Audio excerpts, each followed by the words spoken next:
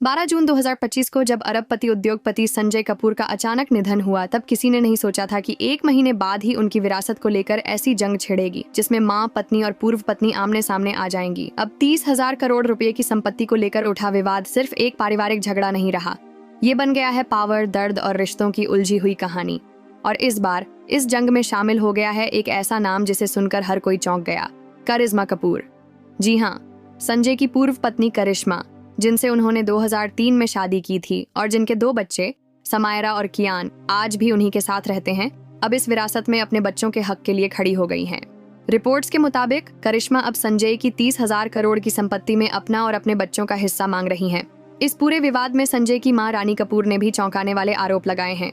उनका कहना है कि बेटे की मौत के गहरे सदमे में रहते हुए उनसे जबरन कुछ दस्तावेजों पर साइन करवाए गए और अब वही दस्तावेज उनकी ही विरासत के खिलाफ इस्तेमाल किए जा रहे हैं।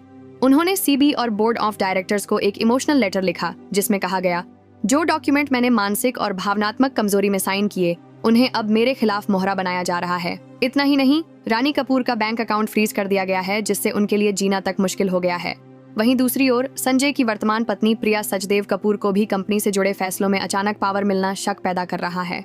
दूसरी तरफ करिश्मा और संजय की तलाक की शर्तें भी अब फिर से चर्चा में हैं। 2016 में जब दोनों का तलाक हुआ, तब संजय ने अपने बच्चों के लिए 14 करोड़ के बॉन्ड्स लिए थे और करिश्मा को मुंबई में एक घर ट्रांसफर किया था। लेकिन आज जब संजय की कुल संपत्ति 1300 करोड़ रुपए से ऊपर आंकी गई है, तो सवाल उठना लाजमी है, क्या बच्चों का हक सिर्फ बॉन्ड्स तक सीमित रह सकता है? अब जब सोना कॉमस्टार जैसी मल्टीनेशनल कंपनी के मालिक की कुर्सी खाली है और परिवार 3 हिस्सों में बंट गया है, माँ, पत्नी और पूर्व पत्नी, तो सवाल यही है, विरासत किसकी, हक किसका और इस लड़ाई का अंत कहाँ होगा?